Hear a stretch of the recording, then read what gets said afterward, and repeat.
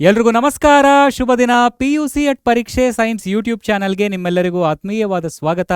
ನನ್ನ ಹೆಸರು ಆದರ್ಶ GS, ನಾನು ನಿಮ್ಮ ಬಯಾಲಜಿ ಲೆಕ್ಚರರ್. ಸೊ ಎಲ್ಲರೂ ಹೇಗಿದ್ದೀರಪ್ಪ? ಎಲ್ಲರೂ ಚೆನ್ನಾಗಿ ತಿನ್ಕೊಂಡು ಉಂಡ್ಕೊಂಡು ಆರಾಮಾಗಿದ್ದೀರಾ ಅಂತ ನಾನು ಭಾವಿಸ್ತಾ ಇದ್ದೀನಿ. ಇವತ್ತೇನು ವಿಶೇಷ, ಇವತ್ತು ನಾನು ನಮ್ಮ biotechnology principles and processes chapter ಏನಿದೆ, ಈ ಚಾಪ್ಟರ್ನಲ್ಲಿರುವಂಥ ಕಾನ್ಸೆಪ್ಟ್ಸ್ಗಳನ್ನು ಎಷ್ಟು ಬೇಗ ಸಾಧ್ಯ ಆಗುತ್ತೋ ಅಷ್ಟು ಬೇಗ, ಎಷ್ಟು ಸರಳವಾಗಿ ಸಾಧ್ಯ ಆಗುತ್ತೋ ಅಷ್ಟು ಸರಳವಾಗಿ ಒಂದು 20 ನಿಮಿಷದಲ್ಲಿ ಹೇಳ್ಕೊಡುವಂಥ ಪ್ರಯತ್ನವನ್ನು ಮಾಡ್ತಾ ಇದ್ದೀನಿ. ಸರಿನಾ? ನೀವೀಗಾಗಲೇ ಈ ಚಾಪ್ಟರನ್ನು ವಿವರವಾಗಿ ತಿಳ್ಕೊಂಡಿದ್ದೀರಿ, ಎಲ್ಲ ಕಾನ್ಸೆಪ್ಟ್ಸ್ಗಳನ್ನು ವಿವರವಾಗಿ ಅರ್ಥ ಮಾಡ್ಕೊಂಡಿದ್ದೀರಾ ಅಂತ ಹೇಳಿ ಭಾವಿಸಿ ಇಲ್ಲಿ ತುಂಬ ಕ್ವಿಕ್ಕಾಗಿ ಈ ಚಾಪ್ಟರ್ನ ಕಾನ್ಸೆಪ್ಟ್ಸ್ಗಳನ್ನು ನಿಮಗೆ ಅರ್ಥ ಮಾಡಿಸುವಂಥ ಪ್ರಯತ್ನವನ್ನು ಮಾಡ್ತಾ ಇದ್ದೀನಿ. ಸರಿನಾ? ಬನ್ನಿ ಶುರು ಮಾಡಿಬಿಡೋಣ ಇವತ್ತಿನ ಈ ಕ್ಲಾಸನ್ನು. ಮೊದಲಿಗೆ ಬಯೋಟೆಕ್ನಾಲಜಿ ಅಂತ ಹೇಳಿದ್ರೆ ಏನು ನೋಡಿ, ಆ ಹೆಸರಿನಲ್ಲೇ ಇದೆ. ಬಯಾಲಜಿ ಹಾಗೆ ಟೆಕ್ನಾಲಜಿ ಇವೆರಡರ ಸಮ್ಮಿಲನ ಅಲ್ಲಿದೆ. ನಾವಿಲ್ಲಿ ಏನು ಮಾಡ್ತೇವೆ, ಜೀವಿಗಳನ್ನು ಬಳಸ್ಕೊಂಡು ನಮಗೆ ಬೇಕಿರುವಂಥ ಯೂಸ್ಫುಲ್ ಪ್ರಾಡಕ್ಟ್ಸ್ಗಳನ್ನು ನಾವು ತಯಾರು ಮಾಡ್ತೇವೆ. ಜೀವಿಗಳಂತ ಹೇಳಿದ್ರೆ ಅದು ಪ್ಲಾಂಟ್ಸ್ಗಳಾಗಿರ್ಬೋದು, ಅನಿಮಲ್ಸ್ಗಳಾಗಿರ್ಬೋದು, ಅಥವಾ ಮೈಕ್ರೋ ಆರ್ಗ್ಯಾನಿಸಮ್ಸ್ಗಳಾಗಿರ್ಬೋದು, ಅಥವಾ ಒಂದು ಜೀವಿಯಲ್ಲಿನ ಯಾವುದೋ ಒಂದು ಸೆಲ್ ಆಗಿರಬಹುದು, ಅಥವಾ ಸೆಲ್ಸ್ಗಳ ಒಳಗಡೆ ಇರುವಂಥ ಒಂದು ಮಾಲಿಕ್ಯೂಲ್, ಒಂದು ಎನ್ಸೈಮ್ ಆಗಿರಬಹುದು. ಇವುಗಳನ್ನು ಬಳಸ್ಕೊಂಡು ನಾವು ನಮಗೆ ಬೇಕಿರುವಂಥ ಯೂಸ್ಫುಲ್ ಪ್ರಾಡಕ್ಟ್ಸ್ಗಳನ್ನು ನಾವು ತಯಾರು ಮಾಡ್ತಾ ಇದ್ದೇವೆ. ಯಾರಿಗೋಸ್ಕರ? ನಮಗೋಸ್ಕರ, ನಮ್ಮ ಏಳಿಗೆಗೋಸ್ಕರ. ಸರಿನಾ? ಉದಾಹರಣೆಗೆ ನೀವು ಕೇಳಿರುವಂತಹ ಜೆನೆಟಿಕ್ ಇಂಜಿನಿಯರಿಂಗ್ ಆಗಿರಬಹುದು, ಅಥವಾ DNA ವ್ಯಾಕ್ಸಿನ್ಸ್ ಆಗಿರ್ಬೋದು, ಅಥವಾ ಜೀನ್ ಥೆರಪಿ ಆಗಿರ್ಬೋದು, ಅಥವಾ ಹೊರಗಡೆ ತುಂಬ ಸಾಮಾನ್ಯವಾಗಿ ನೋಡುವಂತಹ IVF ಇನ್ವಿಟ್ರೋ ಫರ್ಟಿಲೈಸೇಷನ್ ಆಗಿರಬಹುದು. ಇದೆಲ್ಲದೂ ಕೂಡ ಬಯೋಟೆಕ್ನಾಲಜಿಯ ಉದಾಹರಣೆಗಳೇನೆ. ಸರಿನಾ? ಇಲ್ಲಿ ನಾವು ಬಯೋಟೆಕ್ನಾಲಜಿಯ ಕುರಿತಾದ ಒಂದು ಸ್ಪೆಸಿಫಿಕ್ ಡೆಫಿನೇಷನ್ ಬಗ್ಗೆ ಕಲಿಯೋಣ. ಅದು ನಮ್ಮ ಯುರೋಪಿಯನ್ ಫೆಡರೇಷನ್ ಆಫ್ ಬಯೋಟೆಕ್ನಾಲಜಿ ಅವರು ಕೊಟ್ಟಿರುವಂಥ ಡೆಫಿನೇಷನ್ ಇದು. ಇದರ ಪ್ರಕಾರ biotechnology is the integration of natural sciences and the use of organisms or cells or their molecules or their components to develop products and services ಅಂತ ಹೇಳಿ. ಸರಿನಾ? ಬಯೋಟೆಕ್ನಾಲಜಿಯಲ್ಲಿ ನಡೆಯುವಂಥ ಎಲ್ಲ ಕೆಲಸಗಳು ಕೂಡ 2 ಪ್ರಿನ್ಸಿಪಲ್ಸ್ಗಳ ಆಧಾರದ ಮೇಲೆ ಇರೋದನ್ನು ನಾವು ಗಮನಿಸಬಹುದು. ಇಲ್ಲಿ ಯಾವ್ಯಾವುದಾದ್ರು ಪ್ರಿನ್ಸಿಪಲ್ಸ್ಗಳು ಅಂತ ನಾವು ನೋಡೋದಾದರೆ, ಮೊದಲನೆಯದ್ದು ಜೆನೆಟಿಕ್ ಇಂಜಿನಿಯರಿಂಗ್ ಅಂತ ಹೇಳಿ, ಇನ್ನೊಂದು ಬಯೋ ಪ್ರೋಸೆಸ್ ಇಂಜಿನಿಯರಿಂಗ್ ಅಂತ ಹೇಳಿ. ಈ ಜೆನೆಟಿಕ್ ಇಂಜಿನಿಯರಿಂಗ್ನಲ್ಲಿ ನಾವೇನು ಮಾಡ್ತೇವೆ ಗೊತ್ತಾ, ಒಂದು ಜೀವಿಯ ಒಳಗಡೆ ಇರುವಂತಹ ಜೆನೆಟಿಕ್ ಮಟೀರಿಯಲನ್ನು, ಅದು DNA ಆಗಿರ್ಬೋದು ಅಥವಾ RNA ಆಗಿರ್ಬೋದು, ಅದನ್ನು ನಮಗೆ ಹೇಗೆ ಬೇಕೋ ಹಾಗೆ ಮಾಡಿಫಿಕೇಷನ್ ಮಾಡ್ಕೊಳ್ತೇವೆ. ಇದರಲ್ಲಿ ನೋಡಿ ಎಂಥ ಅಮೇಝಿಂಗ್ ಟೆಕ್ನಾಲಜಿ ಇದು. ಒಂದು ಜೀವಿಯ ಒಳಗಡೆ ಇರುವಂಥ ಒಂದು DNA ಆಲ್ಟರೇಷನ್ ಮಾಡುವಂಥ ಕೆಪಾಬಿಲಿಟಿ ನಮಗಿದೆ ಅಂತ ಹೇಳಿದ್ರೆ ಎಷ್ಟು ಅಮೇಝಿಂಗ್ ಅಲ್ವಾ? ಉದಾಹರಣೆಗೆ ಈಗ ನನಗೆ ಯಾವುದೋ ಒಂದು ಜೀವಿನಲ್ಲಿ ಯಾವುದೋ ಒಂದು ಸ್ಪೆಸಿಫಿಕ್ ಕ್ಯಾರೆಕ್ಟರ್ ನನಗೆ ಇಷ್ಟ ಆಗುತ್ತೆ. ಆ ಕ್ಯಾರೆಕ್ಟರು ನನಗೆ ಇನ್ನೊಂದು ಯಾವುದೋ ಜೀವಿನಲ್ಲಿ ಇರಬೇಕು ಅಂತ ನಾನು ಅಂದ್ಕೊಳ್ತೇನೆ. ಈಗ ನಾನು ಏನು ಮಾಡ್ತೇನೆ ಗೊತ್ತಾ, ಆ ಜೀವಿಯಲ್ಲಿರುವಂಥ ಆ ಸ್ಪೆಸಿಫಿಕ್ ಕ್ಯಾರೆಕ್ಟರ್ಗೆ ಕಾರಣ ಆಗುವಂಥ ಒಂದು ಜೀನನ್ನು ಅಲ್ಲಿಂದ ಎಕ್ಸ್ಟ್ರಾಕ್ಟ್ ಮಾಡಿಕೊಂಡು ನಾನು ನನಗೆ ಬೇಕಿರುವಂಥ ಜೀವಿಯ ಒಳಗಡೆ ಇಂಟ್ರಡ್ಯೂಸ್ ಮಾಡಿಕೊಂಡು ನನಗೆ ಬೇಕಿರೋ ರೀತಿ ಒಂದು ಜೀವಿಯನ್ನು ಮಾರ್ಪಾಡು ಮಾಡ್ಕೊಳ್ತೇನೆ. ಹೌದಾ? ಎಷ್ಟು ಅಮೇಝಿಂಗ್ ನೋಡಿ. ಈ ರೀತಿಯಾಗಿ ಸಾಕಷ್ಟು ಜೆನೆಟಿಕಲಿ ಮಾಡಿಫೈಡ್ ಆರ್ಗ್ಯಾನಿಸಮ್ಸ್ಗಳನ್ನು ಕೂಡ ನಾವು ಈಗಾಗಲೇ ತಯಾರು ಮಾಡಿದ್ದೇವೆ. ನೀವೇನಾದರೂ ಜೆನೆಟಿಕ್ ಇಂಜಿನಿಯರಿಂಗ್ನ ಕುರಿತಾಗಿ ಇಂಟರ್ನೆಟ್ನಲ್ಲಿ ಸರ್ಚ್ ಮಾಡಿದ್ರಿ ಅಂತ ಹೇಳಿದ್ರೆ ನಿಮಗೆ ಸಾಕಷ್ಟು ಇನ್ಫಾರ್ಮೇಷನ್ ಸಿಗ್ತಾ ಹೋಗುತ್ತೆ. ಎಂತೆಂಥ ಎಕ್ಸ್ಪೆರಿಮೆಂಟ್ಸ್ಗಳನ್ನೆಲ್ಲ ನಾವು ಈಗಾಗಲೇ ನಡೆಸಿದ್ದೀವಿ ಗೊತ್ತಾ. ಅಫ್ಕೋರ್ಸ್ ಮನಸ್ಸಿಗೆ ಬಂದಂಗೆಲ್ಲ ನಾವು ಮಾಡಲಿಕ್ಕಾಗಲ್ಲ, ಸಾಕಷ್ಟು ಎಥಿಕಲ್ ರೀಸನ್ಸು ಮತ್ತು ರೂಲ್ಸ್ ಆ್ಯಂಡ್ ರೆಗ್ಯುಲೇಷನ್ಸ್ಗಳೆಲ್ಲ ಇದೆ. ಸರಿನಾ? ಸೊ ಹೀಗೆ ಈ ಜೆನೆಟಿಕ್ ಇಂಜಿನಿಯರಿಂಗ್ನಲ್ಲಿ ನಾವು ಒಂದು ಜೀವಿಯ ಒಳಗಡೆ ಇರುವಂತಹ DNA ಅಥವಾ RNA ಜೆನೆಟಿಕ್ ಮಟೀರಿಯಲನ್ನು ಆಲ್ಟರೇಷನ್ ಅಥವಾ ಮಾಡಿಫಿಕೇಷನ್ ಮಾಡ್ತೇವೆ. ಸರಿನಾ? ಇಲ್ಲಿ ನಿಮಗೆ ಕ್ಯೂರಿಯಾಸಿಟಿಗೋಸ್ಕರ ಒಂದು ಚಿತ್ರವನ್ನು ನಾನು ಹಾಕಿದ್ದೇನೆ. ಇದು ಗ್ಲೋಯಿಂಗ್ ಟೊಬ್ಯಾಕೋದ ಚಿತ್ರ. ಇದರಲ್ಲಿ ನಾವೇನು ಮಾಡಿದ್ದೇವೆ ಗೊತ್ತಾ, ಒಂದು ಬಯೋಲಿಮಿನಿಸೆಂಟ್ ಜೀನನ್ನು ಬೇರೆ ಇನ್ನೊಂದು ಮೈಕ್ರೋ ಆರ್ಗ್ಯಾನಿಸಮ್ನ ಒಂದು ಫಂಗೈಯಿಂದ ಅದನ್ನು ಎಕ್ಸ್ಟ್ರಾಕ್ಟ್ ಮಾಡಿಕೊಂಡು ಅದನ್ನು ಟೊಬ್ಯಾಕೋ ಪ್ಲ್ಯಾಂಟ್ಸ್ನ ಒಳಗಡೆ ಇಂಟ್ರೊಡ್ಯೂಸ್ ಮಾಡಿ, ಟೊಬ್ಯಾಕೋ ಪ್ಲ್ಯಾಂಟ್ ರಾತ್ರಿ ಹೊತ್ತಿನಲ್ಲಿ ಹೊಳೆಯೋ ರೀತಿ, ಗ್ಲೋ ಆಗೋ ರೀತಿ ನಾವು ಮಾಡಿದ್ದೇವೆ. ಇದು ಒಂದು ರೀತಿಯಾದ ಜೆನೆಟಿಕಲಿ ಮಾಡಿಫೈಡ್ ಆರ್ಗ್ಯಾನಿಸಮೇ. ಇದು ನಿಜಾನ ಸುಳ್ಳ ಅಥವಾ ಈ ರೀತಿಯಾದ ಎಕ್ಸ್ಪೆರಿಮೆಂಟ್ಸ್ಗಳು ನಿಜವಾಗ್ಲೂ ನಡೆದಿದೆಯಾ? ಒಂದು ಸರ್ತಿ ನೀವು ಸರ್ಚ್ ಮಾಡಿ ನೋಡಿ, ನಿಮಗೆ ಇದ್ರ ಬಗ್ಗೆ ಸಾಕಷ್ಟು ಇನ್ಫಾರ್ಮೇಷನ್ ಸಿಗುತ್ತೆ. ಇದಲ್ಲದೆ ಸಾಕಷ್ಟು ಜೆನೆಟಿಕಲಿ ಮಾಡಿಫೈಡ್ ಆರ್ಗ್ಯಾನಿಸಮ್ಸ್ಗಳ ಬಗ್ಗೆ ನೀವೀಗಾಗಲೇ ತಿಳ್ಕೊಂಡಿದ್ದೀರಿ ಕೂಡ, ಹೌದಲ್ವಾ? ತುಂಬ ಸಾಮಾನ್ಯವಾಗಿ ನಿಮಗೆ ಗೊತ್ತಿರೋಂಥದ್ದು BT ಕಾಟನ್, ಹೌದಲ್ವಾ? ಇದನ್ನಂತೂ ನೀವು ಕೇಳಿದ್ದೀರಿ. ಅದೂ ಕೂಡ ಒಂದು ಜೆನೆಟಿಕಲಿ ಮಾಡಿಫೈಡ್ ಆರ್ಗ್ಯಾನಿಸಮೇ. ಸರಿನಾ? ಸೊ ಈ ಚಾಪ್ಟರ್ನಲ್ಲಿ ಈ ಜೆನೆಟಿಕ್ ಇಂಜಿನಿಯರಿಂಗ್ನಲ್ಲಿ ಸ್ಪೆಸಿಫಿಕ್ ಆಗಿ ನಾವು ರೀಕಾಂಬಿನೆಂಟ್ DNA ಟೆಕ್ನಾಲಜಿ ಅಂತ ಹೇಳಿ ಕರಿತೇವೆ. ರೀಕಾಂಬಿನೆಂಟ್ DNA ಟೆಕ್ನಾಲಜಿ, ರೀಕಾಂಬಿನೇಷನ್, DNAಯಲ್ಲಿ ನಾವು ರೀಕಾಂಬಿನೇಷನ್ ಮಾಡ್ತಾ ಇದ್ದೀವಿ. ಆ ಟೆಕ್ನಾಲಜಿಯಲ್ಲಿ ಇರುವಂಥ ಸ್ಟೆಪ್ಸ್ಗಳನ್ನು ಹೇಗೆ ನಾವು ರೀಕಾಂಬಿನೆಂಟ್ DNA ಟೆಕ್ನಾಲಜಿನ ನಡೆಸ್ತೇವೆ ಅನ್ನೋದ್ರ ಕುರಿತಾದ ಹಂತಗಳನ್ನು ಕ್ವಿಕ್ಕಾಗಿ ಈ ಚಾಪ್ಟರ್ನಲ್ಲಿ ತಿಳ್ಕೊಳ್ಳೋಣ. ಇದನ್ನು ಹೊರತಾಗಿ ಇನ್ನೊಂದು ಪ್ರಿನ್ಸಿಪಲ್ ಇದೆ, ಅದು ಬಯೋ ಪ್ರೋಸೆಸ್ ಎಂಜಿನಿಯರಿಂಗ್ ಅಂತ ಹೇಳಿ. ಇಲ್ಲಿ ನಾವು ಏನು ಮಾಡ್ತೇವೆ ಗೊತ್ತಾ, ಈಗ ನಮಗೆ ಯಾವುದೋ ಒಂದು ಉತ್ಪನ್ನ ಬೇಕಿದೆ, ಆ ಉತ್ಪನ್ನವನ್ನು ನಾವು ತುಂಬ ದೊಡ್ಡ ಕ್ವಾಂಟಿಟಿನಲ್ಲಿ ಪ್ರೊಡ್ಯೂಸ್ ಮಾಡಬೇಕು. ಅಂಥ ಸಂದರ್ಭದಲ್ಲಿ ನಾವು ಬಯೋ ಪ್ರೋಸೆಸ್ ಎಂಜಿನಿಯರಿಂಗ್ನ ಮೂಲಕ ಸ್ಟೆರೈಲ್ ಕಂಡೀಷನ್ಸ್ಗಳಲ್ಲಿ ದೊಡ್ಡ ಮಟ್ಟದಲ್ಲಿ ಆ ಪ್ರಾಡಕ್ಟನ್ನು ಉತ್ಪಾದನೆ ಮಾಡ್ತೇವೆ. ಮೈಕ್ರೋ ಆರ್ಗಾನಿಸಮ್ಸ್ಗಳಿಂದ ಆಗಿರ್ಬೋದು, ಅಥವಾ ಎನ್ಸೈಮ್ಸ್ಗಳನ್ನು ಬಳಸ್ಕೊಂಡಾಗಿರ್ಬೋದು, ಅಥವಾ ಸೆಲ್ಸ್ಗಳನ್ನು ಬಳಸ್ಕೊಂಡು ನಮಗೆ ಬೇಕಿರುವಂಥ ಪ್ರಾಡಕ್ಟನ್ನು ನಾವು ತಯಾರು ಮಾಡ್ಕೊಳ್ತೇವೆ. ಸರಿನಾ? ಸ್ಟೆರೈಲ್ ಅಂತ ಹೇಳಿದ್ರೆ ಯಾವುದೇ ರೀತಿಯಾದ ಅನ್ವಾಂಟೆಡ್ ಮೈಕ್ರೋಬಿಯಲ್ ಕಂಟ್ಯಾಮಿನೇಷನ್ ಇಲ್ಲದೆ ಆ ಜಾಗಗಳಲ್ಲಿ ಆ ಪ್ರಾಡಕ್ಟ್ಸ್ಗಳು ಉತ್ಪಾದನೆ ಆಗ್ತಾ ಇದೆ ಅಂತ ಹೇಳಿ ನೀವು ಭಾವಿಸಬೇಕು. ಉದಾಹರಣೆಗೆ ನಿಮಗೆ ಸುಮ್ಮನೆ ಹಾಗೆ ಒಂದು ನಿಮಗೆ ಇಮ್ಯಾಜಿನ್ ಮಾಡ್ಕೊಳ್ಳಿ, ಮೊದಲೆಲ್ಲ ನಾವು ನಮ್ಮ ಹ್ಯೂಮನ್ ಇನ್ಸುಲಿನ್ ಏನಿದೆ ಅದು ನಮ್ಮ ಡಯಾಬಿಟಿಸ್ನ ಕಂಟ್ರೋಲ್ ಮಾಡಲಿಕ್ಕೆ ನಮಗೆ ತೀರಾ ಅವಶ್ಯಕವಾಗಿ ಬೇಕಿರುವಂಥ ಒಂದು ಹಾರ್ಮೋನು. ಈ ಹ್ಯೂಮನ್ ಇನ್ಸುಲಿನ್ ಅನ್ನೋದು ನಮಗೆ ಹೊರಗಡೆಯಿಂದ ಬೇಕು ಅಂತ ಹೇಳುವಾಗ ನಾವು ಸಾಮಾನ್ಯವಾಗಿ ಪ್ರಾಣಿಗಳನ್ನು ಸ್ಯಾಕ್ರಿಫೈಸ್ ಮಾಡಿ, ಹಂದಿ, ದನ, ಈ ರೀತಿಯಾದ ಪ್ರಾಣಿಗಳನ್ನು ನಾವು ಸ್ಯಾಕ್ರಿಫೈಸ್ ಮಾಡಿ ಹ್ಯೂಮನ್ ಇನ್ಸುಲಿನನ್ನು ನಾವು ಮೊದಲು ಪಡ್ಕೊಳ್ತಾ ಇದ್ವಿ. ಆದರೆ ಈಗ ಜೆನೆಟಿಕ್ ಇಂಜಿನಿಯರಿಂಗ್ ಬಂದಿರೋ ಕಾರಣದಿಂದ ನಾವೇನು ಮಾಡ್ತಾ ಇದ್ದೀವಿ, ಅದೇ ಹ್ಯೂಮನ್ ಇನ್ಸುಲಿನ್ನ ಪ್ರೊಡ್ಯೂಸ್ ಮಾಡೋದಕ್ಕೆ ಕಾರಣವಾಗಿರುವಂಥ ಒಂದು ಜೀನನ್ನು ಎಕ್ಸ್ಟ್ರಾಕ್ಟ್ ಮಾಡಿ, ಆ ಜೀನನ್ನು ನಾನು ಈಕೋಲೈನ ಒಳಗಡೆ ಇಂಟ್ರೊಡ್ಯೂಸ್ ಮಾಡಿ, ಆ ಈಕೋಲೈ ಈಗ ಹ್ಯೂಮನ್ ಇನ್ಸುಲಿನನ್ನು ಪ್ರೊಡ್ಯೂಸ್ ಮಾಡೋ ರೀತಿ ಮಾಡ್ಕೊಂಡಿದ್ದೇನೆ. ಆದರೆ ಒಂದು ಸಣ್ಣ ಮೈಕ್ರೋ ಆರ್ಗ್ಯಾನಿಸಮ್ ಈಕೋಲೈನ ಒಳಗಡೆ ಉತ್ಪತ್ತಿಯಾಗುವಂಥ ಹ್ಯೂಮನ್ ಇನ್ಸುಲಿನ್ ನನಗೆ ಸಾಕಾಗೋಲ್ಲ. ಅದಕ್ಕೆ ನಾನು ತುಂಬ ದೊಡ್ಡ ಮಟ್ಟದಲ್ಲಿ ನಾನು ಈಕೋಲೈನ ಕಲ್ಚರ್ ಮಾಡಿ ಬೆಳೆಸಿ ಅದರಿಂದ ಪ್ರಾಡಕ್ಟನ್ನು ಎಕ್ಸ್ಟ್ರಾಕ್ಟ್ ಮಾಡಬೇಕು, ಹೌದಲ್ವಾ? ಸೊ ಅಲ್ಲಿ ನಾನು ಬಯೋ ಪ್ರೋಸೆಸಿಂಗ್ ಎಂಜಿನಿಯರಿಂಗ್ನ ಮೂಲಕ, ಟೆಕ್ನಾಲಜಿಯ ಮೂಲಕ ಅಲ್ಲಿ ದೊಡ್ಡ ಮಟ್ಟದಲ್ಲಿ ಲಾರ್ಜ್ ಸ್ಕೇಲ್ನಲ್ಲಿ ನಾನು ನನಗೆ ಬೇಕಿರುವಂಥ ಪ್ರಾಡಕ್ಟನ್ನು ನಾನು ಉತ್ಪಾದನೆ ಮಾಡ್ಕೊಳ್ತೇನೆ. ಸರಿನಾ?